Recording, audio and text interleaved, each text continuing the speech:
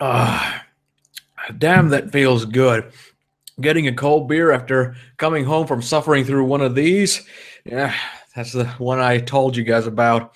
Dante and Virgil riding Gary on through Malebolgia. But yeah, it's RPG a Day 2017, and it's day 23. And today's question is, which RPG has the most jaw-dropping layout?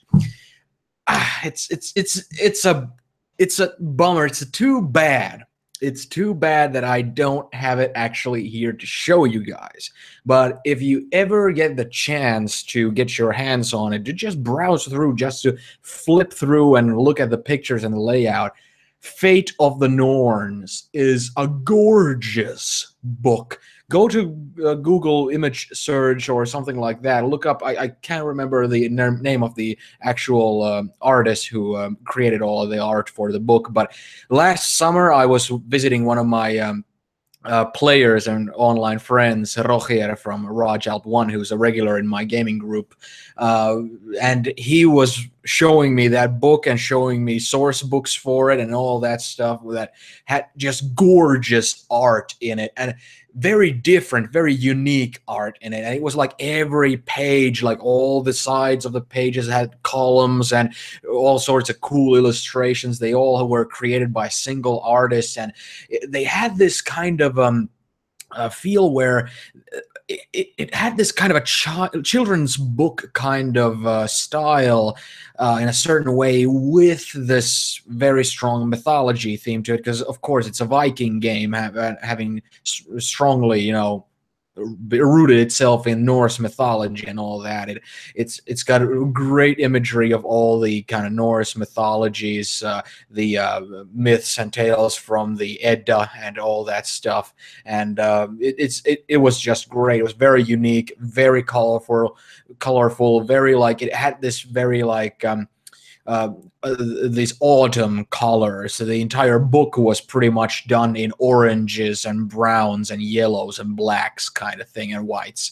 It was very, very like clear, this color theme going on, a very strong kind of identity in terms of its appearance. I've never played the game myself. I haven't really even read the book to the point where I would know like what the mechanic is like or anything like that. I know that Roger is a very strong proponent of it, and I would love a chance to get to play it with our online group at some point. But I haven't gotten the chance to sink my teeth into it. I was contemplating when I first saw all these questions whether I should buy it just so I could show you guys. Of course, it wouldn't be just for that, because it's such a beautiful book that I would want to own it just as an art book, if nothing else. But I didn't get around to it, and sadly I don't have anything to really like hold up and show you guys. But Fate of the Norns is something you should really look into, just for the art, man. And it reminded me about another kind of point in time where I was, even though this challenge is all about positivity, there is a negative thing I want to mention, a kind of a disappointment very much in this kind of field. I was really big into the Mouse Guard comics, and the Mouse Guard comics were really like, if you're familiar with the children's comic, incidentally, a Dutch children's comic or children's cartoon, and a series of really gorgeous books about gnomes. The David the Gnome cartoons. If you're familiar with that. Mouse Guard was basically like David the Gnome, only in a more mature or more adult, kind of like more of this kind of thing where actually characters die and they deal with harsh things, political intrigue, as well as dangers and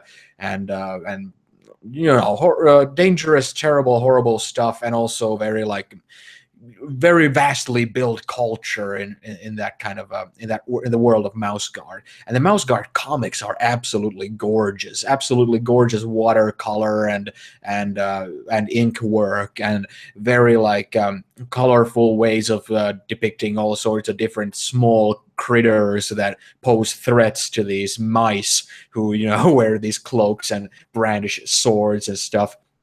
And after each comic, there were like these back pages where there were like extra illustrations of here's a layout of our typical mouse city, and here's a chart of pictures of typical mouse occupations. There's a baker mouse, there's a tailor mouse, there's a blacksmith mouse, and all these different things. There's a scribe and all these cool things. And when it was announced that there's going to be a Mouse Guard role-playing game, a tabletop role-playing game, I kind of lost my shit over it, because I was like, oh man, I don't care if the mechanic is crap, and the Mouse Guard setting is basically, if you could just take something very generic in terms of like action adventure or something like that, and just kind of shrink it down to where instead of fighting like giant wolves or something like that, you'll fight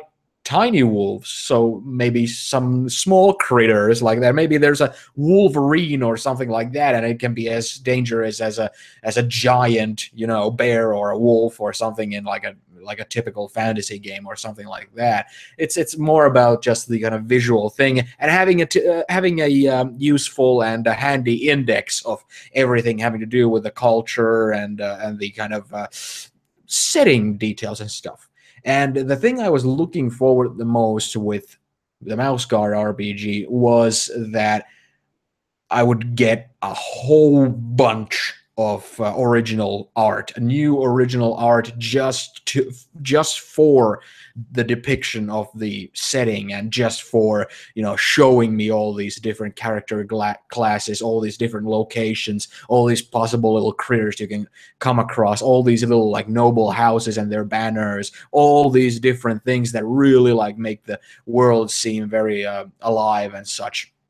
And when I finally got my hands on it, you can imagine the disappointment when it had zero original art in it. Like, it's been such a long time now that I can't actually remember. If I would browse through it, maybe I could find a couple, but it was nothing. Like, it was a huge letdown to where I didn't even care whether the mechanics would be like the greatest, conceived. It was such a big disappointment to see, such potential wasted in such a horrible way.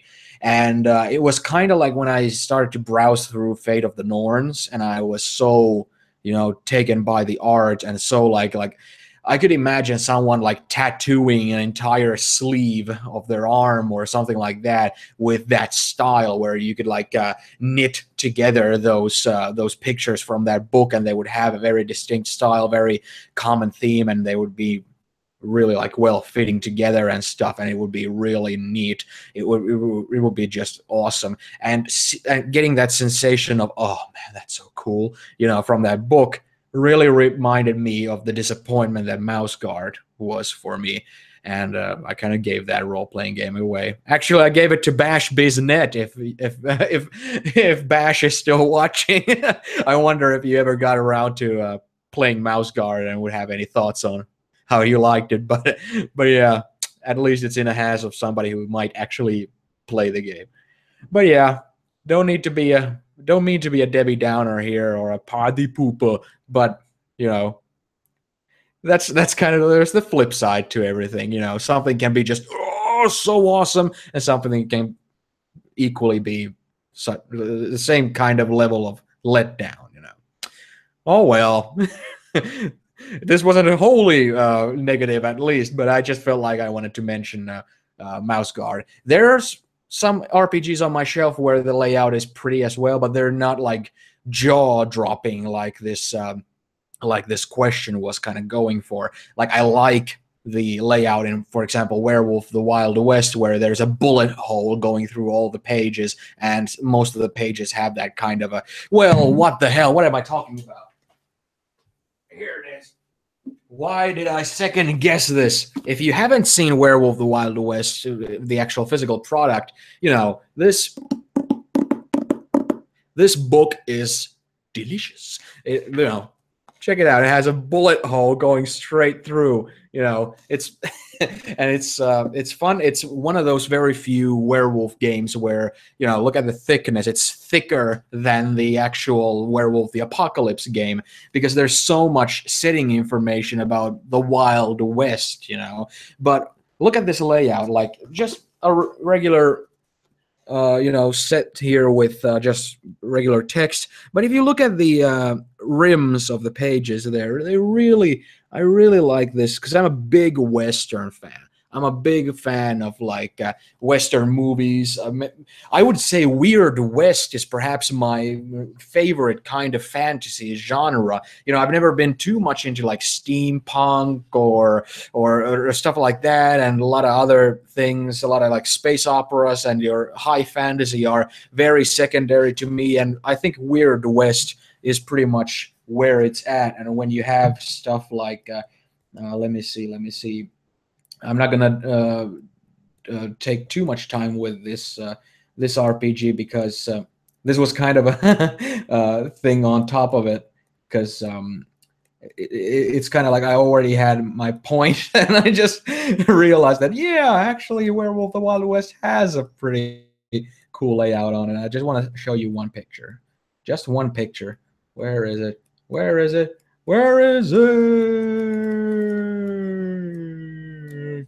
Oh, come on now. Where is it? Just one picture. Now it can't be worth it. Now it can't be worth it. I'm browsing through the book way too long. Way too long. This is taking way too long. Way too long. Way too long. Oh, by the way, here's that comic I was talking about earlier in the there was an earlier question about art in role-playing games, and I mentioned that this game has a kind of a example of play comic where there's one page for a comic and a second page where everything that happens on each panel is explained. And it's kind of neat, but at the same time, it's kind of, you know, I don't know. I never felt like I needed that. And now I can't find the picture. I browsed through the entire book and I didn't come across the picture. Fuck this. This is add-on.